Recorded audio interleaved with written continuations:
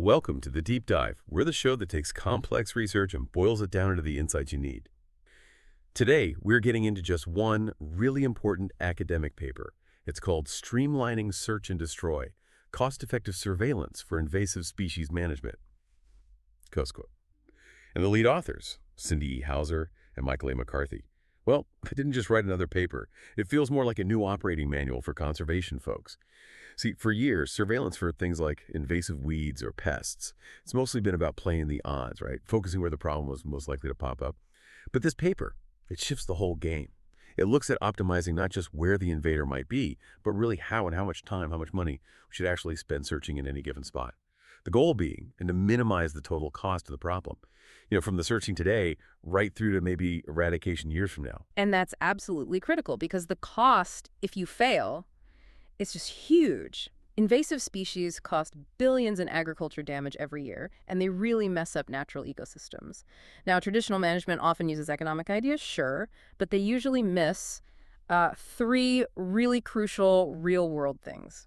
One, the actual measurable costs of doing the monitoring. Two, the fact that, well, our detection isn't perfect, we miss things. And three, the simple fact that risk isn't the same everywhere across a landscape. It varies. This paper is great because it tackles all three head on. Okay, so let's unpack this model they came up with. They start pretty standard, dividing the landscape into different sites or patches. But the really new part, the novelty, is defining these three factors that change depending on the specific site, these spatially varying factors. Right. To get a truly optimal plan, you have to quantify both the risk and the potential return on your investment, basically, for every single patch of land. So first, you've got PDOS. That's just the probability that the invader is actually present at site dollars. Okay, yeah, that sounds familiar. Like habitat suitability, how close it is to other known spots, that kind of thing. Exactly. That's the basic risk factor, standard ecology. Second, and this is interesting, is surveillance efficacy. Let's call it TIA. You should think of how easy the environment makes it for you, how cooperative it is. It defines how easy or hard detection is based on the effort you put in, like per minute of searching time, which they call 6 stars. So if you're looking for a tiny weed hidden in really dense, dark shrubs, your C is going to be low. Your time isn't very effective there. Okay. But if that same weed is out in the open, maybe on a grassy patch, easy to spot, the nullity is high. Detection is efficient. So the reality of the field work, how hard it actually is to see something, becomes a core part of the math. Precisely. Which brings us to the third factor. Costs. They look at two different expected costs, and the gap between them can be massive.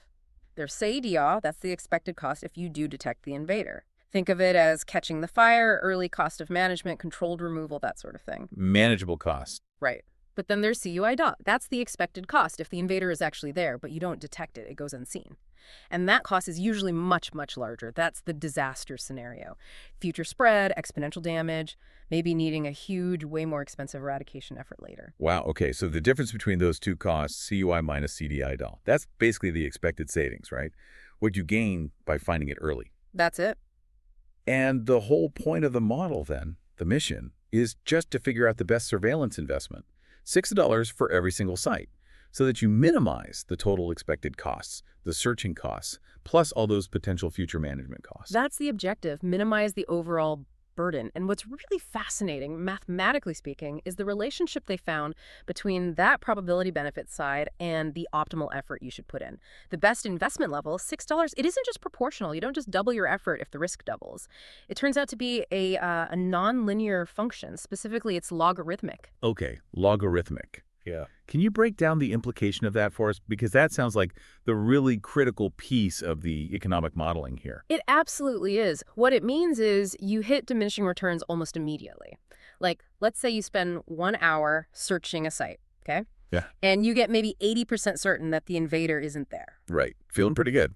Well, spending a second whole hour searching that same spot might only push your certainty up to, say, 90%. I see. That extra hour bought you much less certainty. Exactly. That last 10% of certainty gets exponentially more expensive in terms of your time and effort. So the math tells us, yes, invest more as the risk goes up or as the potential savings get bigger, but you have to invest at a diminishing rate. It levels off. Okay, that makes sense. And how does that surveillance efficacy, the Google factor, play into this ideal effort, assuming you had, like, unlimited resources for a moment? Well, CAV leads to some pretty sharp decisions.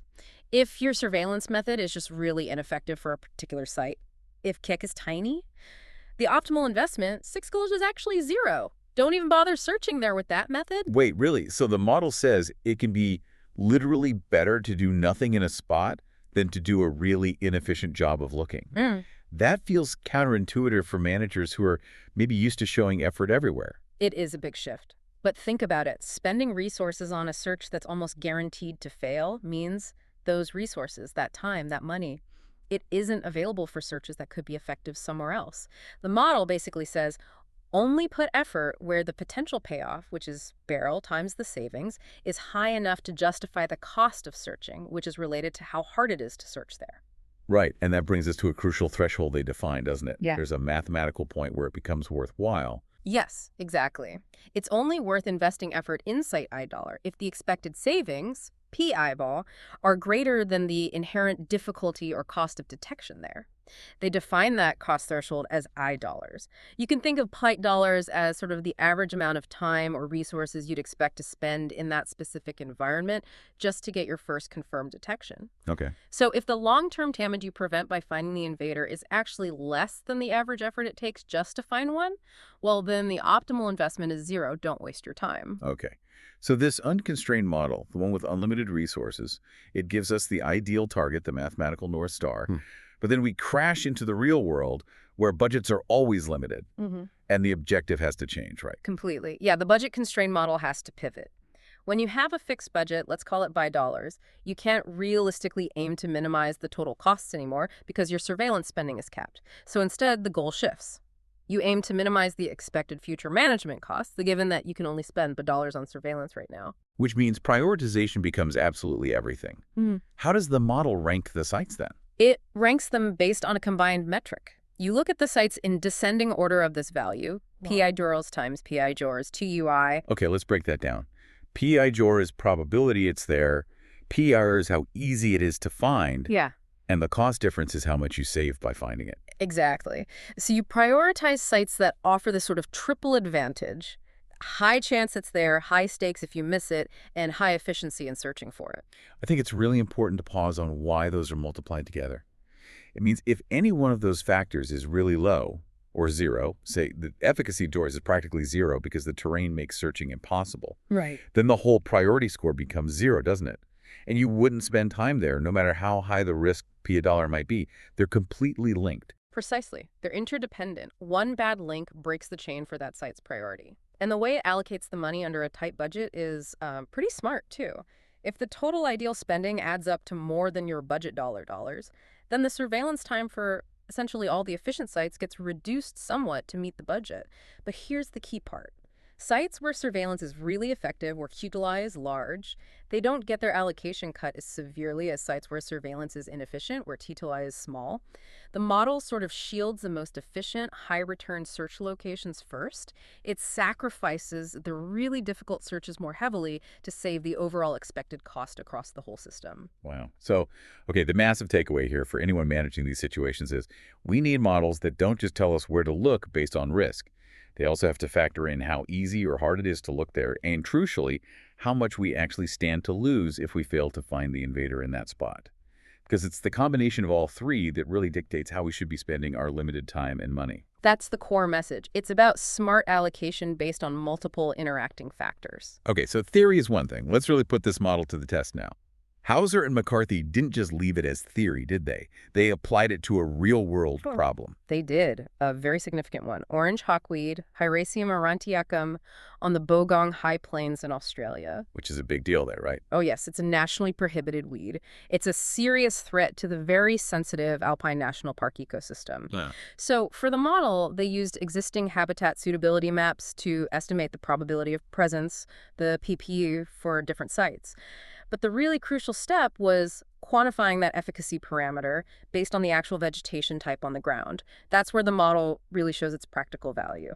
And you mentioned the efficacy could vary a lot. What did they find for hawkweed? It was quite dramatic. In areas described as low grassy, detection was relatively easy. They estimated a high efficacy, about $2.377 Netherland detection units per minute of search time. But in areas described as shrubby, detection was much harder. The efficacy dropped significantly, down to about key 11 $6 per minute. Whoa, so searching in the shrubs is almost 4 times harder, takes 4 times longer on average to find something than searching in the open grass. Pretty much, yeah. A huge difference in effort required for the same result. And they also had to estimate the costs. The STLers at $20. Right. They estimated the management costs for a detected invader, CDELer, at roughly 40 hours of extra work control, follow-up, etc. But the cost of an undetected invader, CDI, which represents that future uncontrolled spread. They tested a range, assuming it was somewhere between 10 times and even 1,000 times greater than the cost of detecting it early. A huge potential downside cost. Massive. And then came the real-world constraint. Parks Victoria, the agency managing the area, had an actual budget of only 11,125 search hours for the entire season. Now, you compare that to what the unconstrained optimal solution suggested, which was tens of thousands of hours. The real budget was tiny, less than 5% of the ideal amount. It was brutally tight. Okay, so with that huge gap between the ideal world and the real budget, figuring out the optimal way to spend those 1,125 hours becomes absolutely critical. Yeah. What did the constrained model tell them to do? Well, the results were really quite surprising, especially compared to maybe standard practices. Under that severe budget pressure, the optimal plan recommended by the model only included surveillance in about 34% of all the possible sites across the landscape. Only a third. Only a third. And it strongly prioritized making short but effective visits to sites that were easy to search, mainly those low grassy areas. And here's the kicker. This included spending time in some low-risk grassy sites, while actively excluding certain medium-risk sites if they were in the difficult-to-search shrubby vegetation. Hold on. So they deliberately skipped some areas with a moderate risk of having the weed, just because they were hard to search, and instead spent that limited time on easy-to-search areas, even if the risk there was lower. That feels profoundly counterintuitive. You're essentially letting a known moderate risk slide. It feels wrong at first glance, doesn't it?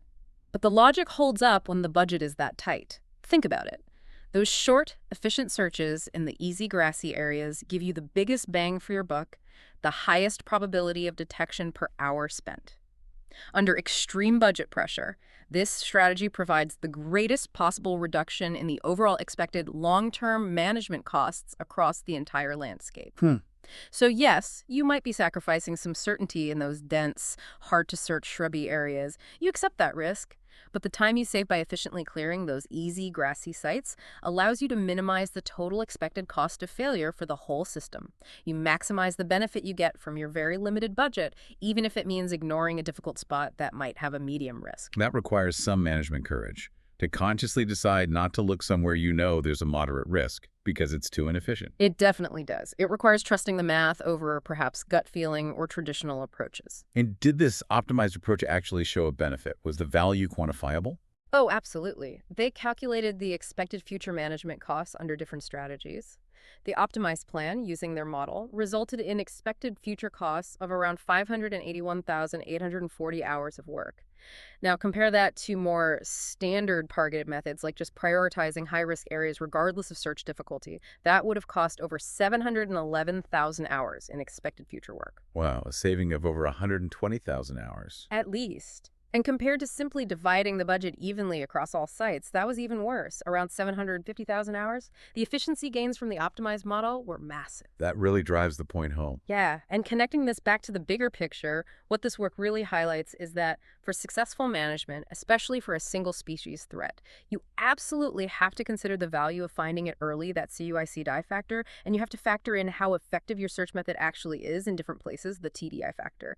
You need those alongside the basic probability of it being there. Pale, if you ignore any one of those three, you're almost certainly wasting time and money. Now, the researchers were good about acknowledging limitations, weren't they? Particularly around putting economic values on environmental assets. That's right. It's always a challenge, isn't it? Attaching a hard dollar figure, or even an hour figure like they did, to conservation areas that we value mainly for biodiversity, not for, say, timber or crops. When economic returns aren't the main goal, you often need to use things like non-market valuation techniques to try and capture the true value of protecting that area, which feeds into the SEVER and SADER estimates. That makes sense. And it also raises another important point. A lot of the parameter estimates, especially for things like search efficacy, the kilodollars, they often initially rely on expert opinion, which is useful, but it has uncertainty. So future research really needs to focus on what they call robust surveillance planning, plans that explicitly account for the fact that our estimates for petrodollar segs and the costs might not be perfectly accurate. And also accounting for how things might be related across the landscape, right? Like spatial correlation. Exactly. Risk isn't always independent from one site to the next, and that needs to be built into more advanced models. So the path forward seems to involve making these models more dynamic, more adapted over time. Definitely. You want models where you can update your estimate of PE80 for a site based on what you find or don't find as the surveillance actually happens. So every search, whether you find something or not, gives you new information that should feed back into where you search next. That's the goal, a fully active adaptive management plan, one that maybe even incorporates how the invader is likely to spread over time and uses the real-time results of surveillance to dynamically shift where your scarce resources should go next week or next month. That's the future. Well, this has been a really fascinating deep dive. It's shown how bringing efficiency thinking into ecology can make a huge difference. I think the core takeaway for me is that crucial shift from just predicting where an invasive species is likely to pop up to really optimizing how we spend our limited time and resources searching for it, based on how hard it is to find and how much it costs us if we fail. Absolutely. And you know, that logarithmic principle, that idea of diminishing returns in search effort, it's something for you, the listener, to think about beyond just conservation. This concept applies almost anywhere that search effort and detection are important. Think about quality control in manufacturing. Do you keep spending more and more effort trying to find that one last incredibly rare, hard-to-find defect? Or do you reach a point where those resources are better allocated somewhere else for a higher, more certain return on investment?